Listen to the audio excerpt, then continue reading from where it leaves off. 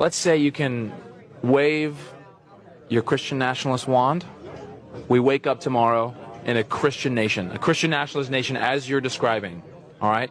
There's a lot of fears that people have. Here's one of them. Will women have the right to vote tomorrow if you wave that magic Christian wand? No. Okay, why not? I want to get into why not. Yeah, that's great. No. This is a guy named Joel Webin. You may be unfamiliar. I was unfamiliar with him until very recently, but he's, obviously a self-avowed Christian nationalist who wants to take women's right to vote away. And surprise, that's not the only psychotic thing he wants to do. I want to talk about this guy because it is unglued from reality. And by the way, I apologize for the poor quality. Some of these videos are poor quality because I pulled them from like TikTok or people that tweeted TikToks that are really tiny. Anyway, check this clip out. This is also from Joel Webin. That last one about women was from early April. This one is from early May 2024. Check this out. God appoints some kind of ruler who is unapologetically Christian, and he comes in with a sword and says, I'm sorry, but lawlessness and wickedness will not be tolerated anymore. And he doesn't force conversions, just for the record, because that's another one of the objections that's just ill-founded. Okay, one of the objections to Christian nationalism, they're going to force conversion on people. All right, yeah, that is an objection that I have. That you're going to force me to conform to this way of life and comply with whatever and pretend to be Christian. Yeah, that's my objection. So he says that's not going to happen. Okay, go on. He doesn't go around forcing conversions, but instead what he does is he forces external morality. He doesn't force a change of heart. Only the gospel can do that. But okay, I didn't expect a dictator, as he's talking about right now. He's saying a dictator is going to come in and force people to convert to Christianity. He's saying the dictator isn't going to be able to, like, change your heart, because only the gospel can do that, but you're going to pretend to be a Christian. But what a king can do is he can say, whether you're regenerate or not, you're going to pretend. Yeah, that's exactly what I was afraid of. He says, that's one of the objections, so let me just, assuage that fear now. You didn't assuage. I'm still sitting here disturbed by your entire belief system and movement. What the hell's happening? Dude says, don't worry, you're not going to be forced to convert to Christianity. Bible can only change your heart condition. We're just going to force you to pretend to be Christian. Okay. You're at least going to pretend to be Christian. He says this with a straight face. Yeah. They're not free thinkers. They're not courageous. Talk about men, I guess, generally. He wants a dictator here. And I guess his ideal system is a monarchy, right? They're not intelligent. They're men. And men must be governed. And if they must be governed, then our prayer as Christians that they would be governed in the right direction, at least. By him, I guess. By this guy? Is he the dictator? I don't know. For the good of the church. For the good of the church. Yeah, he didn't help anything. I still am, like, deeply disturbed by this guy. This Matt Walsh lookalike. Dead ringer for the guy, right? That's bizarre. Yeah, he's been making a big splash. You know what drew my attention to this in the first place? First of all, I think Right Wing Watch Twitter account's been talking about him and others. Christian Nightmares on Twitter. I think Hemant Mehta might have released something about him. Anyway, the reason people are talking about him right now is because he's plugged into the political sphere heavily. I don't know if you guys remember Dusty Devers. This is Dusty Devers. He's a politician from Oklahoma, and he's said some completely backward things. I mean, this is just one example of the bizarre thing that Dusty Devers, politician from Oklahoma, has said.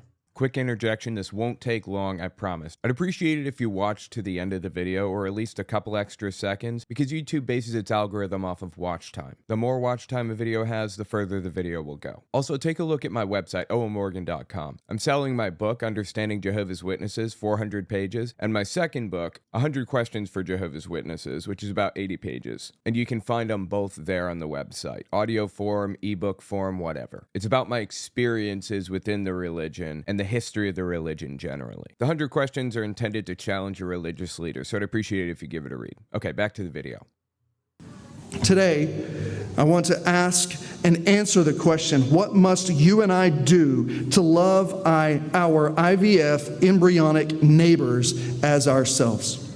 In vitro fertilization, a treatment for people who can't have kids but want to have kids. And he says that, that basically they take the egg cell out and they mix it with the sperm cell, and they do like 12 of them because it's an invasive procedure to retrieve the eggs. Not so much for the sperm, but anyway. They get like 12 eggs out or whatever, and they fertilize all of them, and they freeze them as blastocysts. They have like 150 cells or something total when they're frozen. It may not even be blastocyst stage. Maybe it's just embryo, just 2 cells.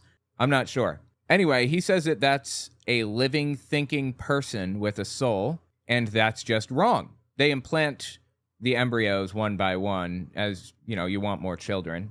Until then, they stay in storage. But afterward, they discard the medical waste because it's unnecessary. It's unneeded by the owner, like the person who had the cells to begin with. Ourselves. Why should this matter to you? Well, yeah, why should it matter? We've heard why it should matter. Millions of our embryonic neighbors unnecessarily are being led to slaughter every year by IVF and assisted reproductive technologies, and countless others are cryo-incarcerated in frozen prisons. Cryo-incarcerated in frozen prisons. He just said that. Seriously. The delusion is strong with this one. Anyway, the reason that we're talking about Joel Webin in the first place is because he shared a stage with Dusty Devers and a couple of other people recently. Doug Wilson was on that same stage. These people are not nobodies. They're influential. And we're going to hit Doug Wilson's position on things in just a second. But let's watch this Matt Walsh doppelganger here. If he needed a body double, that guy. If Matt Walsh was acting and he needed somebody to get in the car that's going to do the jump or drop from an airplane or something, he'd be perfect for the job. Anyway, let's listen to what he has to say here. Check this one out. Quick interjection. This won't take long, I promise. I just want to say I'd appreciate it if you check my Patreon. OwenMorgan.com/Patreon to find it. YouTube's algorithm goes up and down, so I can never predict where it's going to be. Having patrons gives me some level of stability. Okay, back to the video. We're degenerates. We're not even close to more. We're degenerates. The Constitution is not suited for governing degenerates. No, actually, the Constitution is perfectly and exactly suited to govern degenerates. That is exactly what it was designed for, so that people had the maximum amount of freedom, which, by the way, this guy doesn't want. He does not want freedom. He wants less freedom. He wants a king to come in and act like an emperor, a dictator, and impose his will on everybody around him, and that will is become a Christian. Anyway, the Constitution is designed to allow everybody to live their life the way they want to live it. Your right to swing your fist ends at the tip of my nose. You can swing your fist anywhere you want except for right here, because then it's a violation of my rights, not you exercising yours. Right? So people have the right to do whatever they want up until the moment that they're interfering with somebody else's rights. That's the idea behind the Constitution. That was like the core principle behind this whole thing. So the thing is, the United States is made up of so many different people, from so many different backgrounds and experiences and religions and races and everything. It's a gigantic melting pot. Not everybody is a white Anglo-Saxon Protestant, but this guy wants to impose at least the Protestant part on everybody, or the Christian part.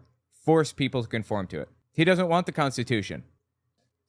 For governing degenerates, and I'm curious your thoughts on this, if you agree, disagree. But I think for our population that is degraded morally and culturally as far... What is he even talking about right now? People are just experiencing their lives. They're just doing their thing. Our culture, quote unquote, is not like any more decayed or degraded than it's ever been. What does that even mean exactly? Morally degraded? To whose morals? We all have different moral systems that we adhere to. And religiously, as far as we have, you need power. Men must be governed. What a disturbing, creepy thing to say. You need a Caesar type, now if you're A dictator? He's saying dictator. You need a Caesar-like dictator. asking me my preference, that would probably be my preference, would be a constitutional republic. But I think the conditions for that is a moral people. So I think you can work towards that in the future. But I don't think constitutioning even harder is going to get us out of our current mess. Mess, of course, when he says mess, he's talking about moral decay, quote unquote, and having atheists in the country, or having, Muslims in the country, or Hindus or Buddhists or Shinto. Oh, I'm on a roll now.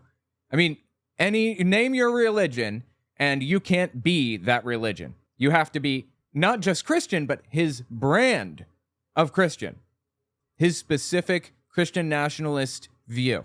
By the way, nationalist means, well, in a political sense, it means having an overarching national identity imposed on you. It is, by its nature, an extreme patriotic, like over-the-top patriotic movement that believes that nobody else has the authority to govern except for the group that you want. If it's just like a nationalist, then it's a United States nationalist. No one else has the right to govern the world except the U.S. It's the only legitimate government in the world. If it's paired with a word, nationalist, then they think that, white nationalist, Christian nationalist, black nationalist even, whatever, then they think that only that group of people has the authority and the right to govern. Christian nationalism is a belief that he just espoused. He wants to force people to live under his little system, everybody. And if you're not Christian, you're going to pretend to be until you actually are. He is a Christian nationalist who wants to impose his will and beliefs and values on everybody around him and damn everyone else's feelings on the subject. That is the core issue here. That's what I have a problem with. Trying to pretend to assuage fears. He's not even trying. Mess. I don't see us getting out of this apart from things getting worse and worse, and then eventually, like a Caesar type rising through the ranks, a populist, figure, and the people. He's literally describing exactly how Hitler rose to power. This is exactly what happened. He rose to power on the banner of moral decay, and communism is out to get you, and Marxism, and they're all evil. And the poor working man should support him because he'll support the poor working man. And he's only looking out for, this group of people who are patriotic and love their country and all that stuff. Literally describing Hitler here and saying, I want that. Does anyone else see a problem with this? Is this just me? Rising through the ranks, a populist, figure, and the people, the political will, the people are desperate, and they're like, yes, do it, so-and-so, and then so-and-so, Constitution be damned, just rules with an iron fist. Like 1933 Enabling Act in Germany. 1933 Enabling Act is exactly what he just described. Hitler comes in, and an act is passed that gives him the ability to pass laws and dissolve the Reichstag, their Congress and everything else. He is literally describing the chain of events that happened in Nazi Germany. And then so-and-so, Constitution be damned, just rules with an iron fist, and like a Cromwell type, and yeah, an iron fist, rules of an iron fist. So if anybody opposes him, they'd execute him, right? I assume in this little fictitious world that he's building, where that person presumably is Donald Trump, right? And comes in and forces people to obey Christianity or whatever, follow those dictates. Hitler was the target of an assassination attempt in 1944. I think it was 44.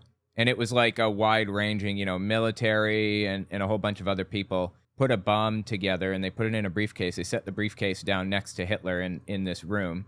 And some other guy picked up the briefcase and moved it to the other side of the room because it was in the way, because he was trying to sit near him or whatever. and the bomb went off, and I don't think anybody died. I think Hitler had a dislocated shoulder, and that was it. But iron fist ruling is exactly what Hitler did after that happened. That was called the, oh my God, what was it called? It was July 20th, 1944, I think. It has a special name, the assassination attempt does. But Hitler ruled with an iron fist when he found the 6,000 or so collaborators that made it possible in the first place. He had at least some of them killed with piano wire. Iron fist. I guess that's the kind of thing this guy wants, right? It's ironic for a Christian nationalist to say, we need a Caesar, considering most Caesars were about as far from modern Christian morality as one can get. That's a very good point. Absolutely. Who was it? It was Emperor Constantine who really got Christianity on its way, right? But all of the Bible books speak negatively about the leadership of Rome. Rome is not the good guy. It's so funny that he's comparing this to Caesars. The Caesars were not the good guys. In fact, the book of Revelation is all about how evil the leader is in that moment. Emperor Nero. It's just like, it's so backward and insane. I don't know what to do with this. Cromwell type, and then you hopefully don't get his son. Maybe then you're able, and then you maybe it's just a one. Hopefully don't get his son. Maybe it's just a one generation, one guy kind of thing. Maybe. But you know what has had to happen historically since the dawn of time, when there's a world leader who is an authoritarian nutcase who rules with an iron fist? He inevitably believes that he has the authority to rule everywhere else to the entire world. So he gets all imperialistic and tries to take people over and impose his will on everybody, not just the people in his country. So if you get somebody that you're like, of the personality that you're describing, he's not going to give it up. It's not happening. That's like the whole bit. He took it in the first place the way he did, seized power illegally because he wanted power. Jesus, dude. Thing, and then you have to move back to aristocracy or some other form. Move back to aristocracy? What? He wants aristocrats running the country? Oh, Project Valkyrie. That's what it was. Project Valkyrie. Thank you. The assassination attempt against Hitler was Project Valkyrie. Forgot the name for it. Such a cool name, too. Can't believe I forgot that.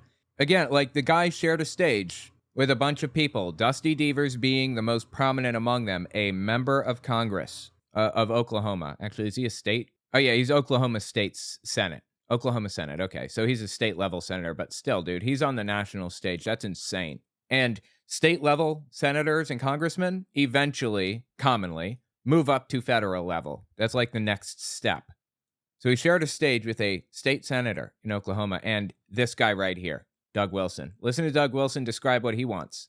The president could issue a proclamation that acknowledged that Jesus rose from the dead, and Congress could authorize the funds to have that proclamation printed and bound, read in all the schools, and posted in all the federal courthouses.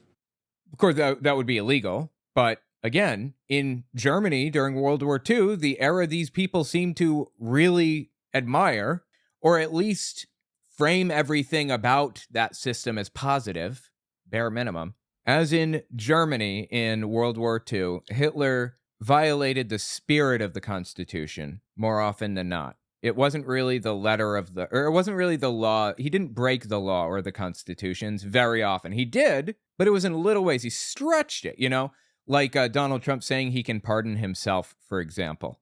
That's not really what it was intended for at all. And nobody, even Richard Nixon, believed that you could pardon yourself. But you're stretching it a little bit. You're having it evaluated and you're doing everything you can to kind of violate the spirit of it to the best of your ability.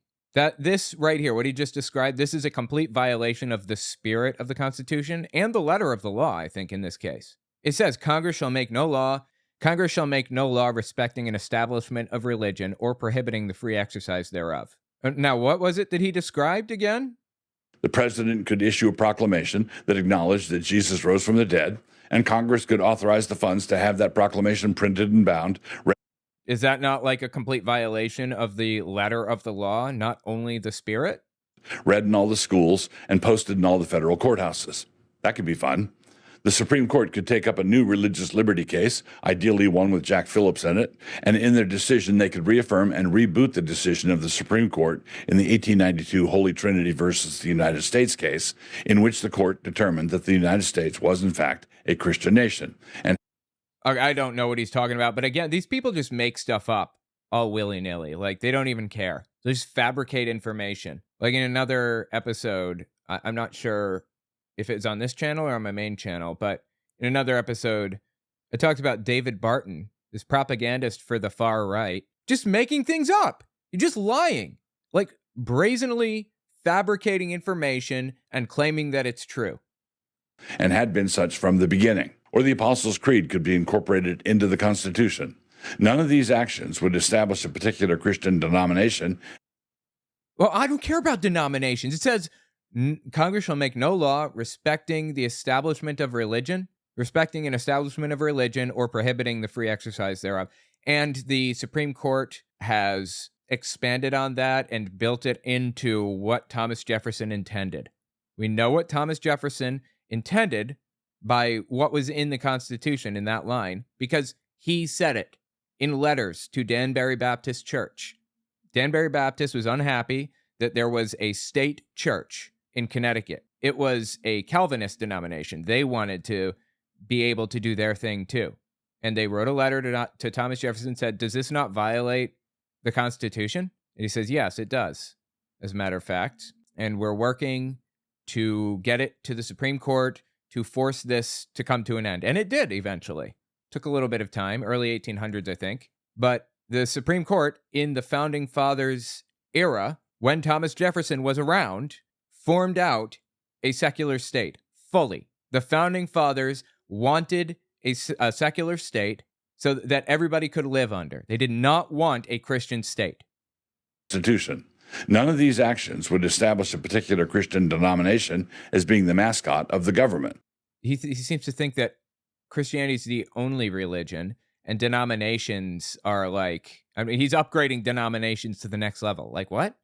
I don't care if it's promoting Christianity over anything else. Anyway, yeah. Shared a stage with Dusty Devers. All these guys sat together. By the way, I'm going to be probably watching this on my Unfiltered channel. Like, not this, but the entire stage performance that these people gave. They were sitting on stage together talking. Hang on, I actually have it here. Yeah, this right here. Here you go. Doug Wilson. I don't know who these two chuckleheads are on the right, but here, just in the thumbnail, you can see Dusty Devers on the left, Joel Webin next to him, then Doug Wilson, and then these two chuckleheads, whoever they happen to be. It was a panel, live panel on biblical patriarchy and Christian nationalism. Devers, Wilson, Salve, Kahn, and Webin. Insane! What is going through these people's heads? Anyway, let's listen to him talk about women and their right to vote. Sorry it's low quality, but I did my best. Let's say you can wave your Christian nationalist wand. We wake up tomorrow in a Christian nation, a Christian nationalist nation as you're describing, all right? There's a lot of fears that people have. Here's one of them. Will women have the right to vote tomorrow if you wave that magic Christian wand? No. Okay, why not? I want to What is wrong with him? get into why not. Yeah, that's great. Because if we had a Christian nation tomorrow and women did have the right to vote, we would not have a Christian nation within 50 years. Oh, because women... wait.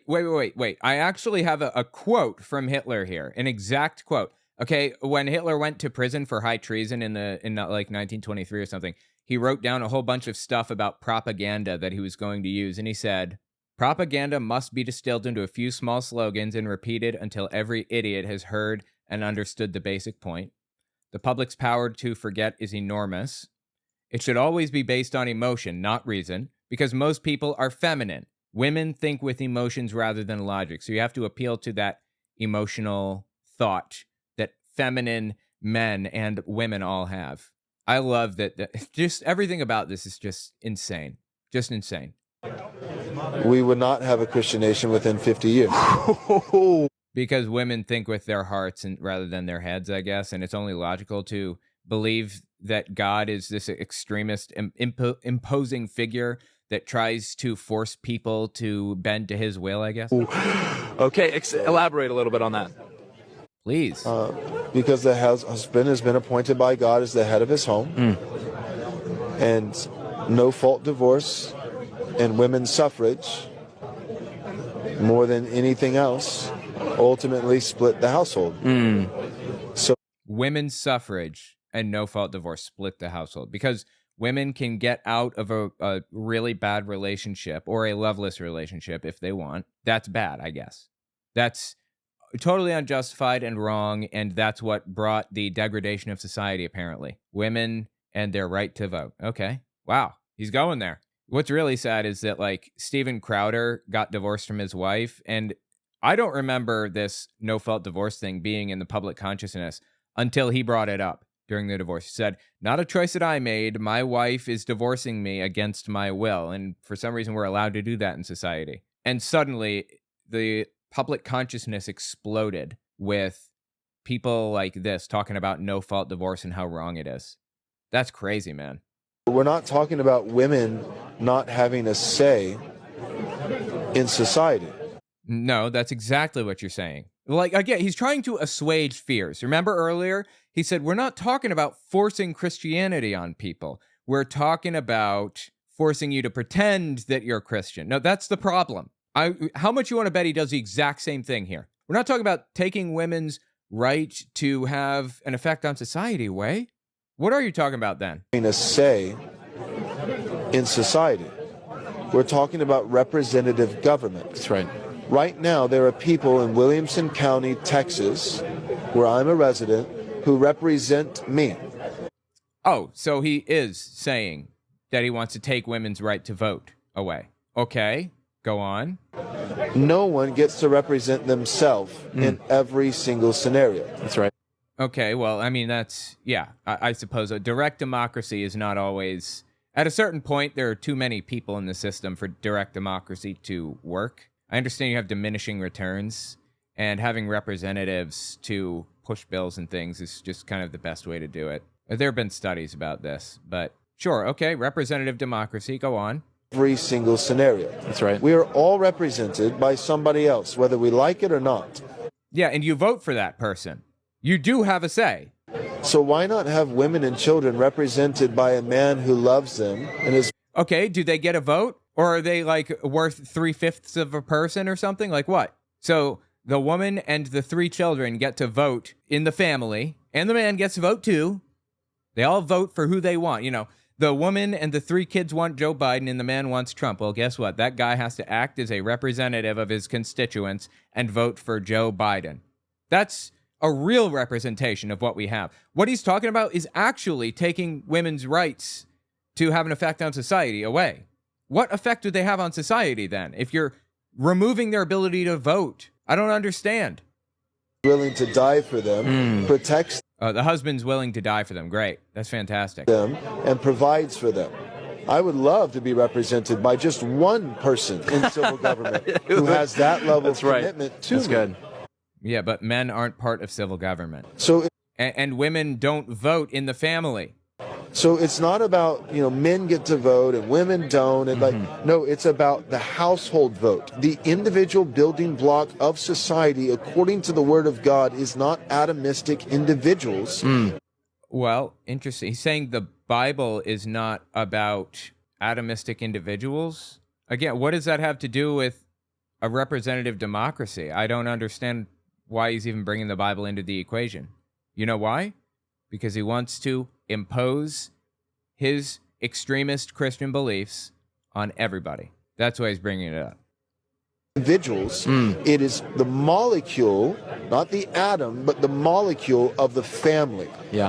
All right, he's taking the nuclear family analogy entirely too far. The family unit should not be separated. What God has joined together, let no man put asunder. And you think that voting, everybody having a say, is asundering men and women? I believe that women's suffrage was just one liberal attempt by people who hated Christ to sever the covenant bond between husband and wife. Get help, bro, for real. This is insane. That is absolutely nuts. What is wrong with these people? Dude said he wants a dictator. Dude quoted Hitler and used his propaganda methods. And he sat up there on stage with a state senator, and they discussed these ideas as if they have any validity. That's nuts. Tell me what you think in the comments.